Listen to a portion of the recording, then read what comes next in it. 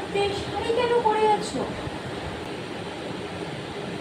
আহ, মা, নতুন বিয়ে হয়েছে বলে শাড়ি পরে থাকার কোনো দরকার নেই। যাও, ওই ঘরে একটা ড্রেস রেখেছি, ওটা পরে এসো।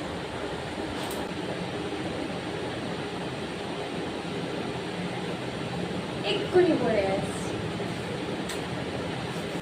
ঠিক আছে মা, দেখো কেমন লাগছে আমাকে ড্রেসটা। কিছু বলতে না তোমার? খুব সুন্দর লাগছে মা।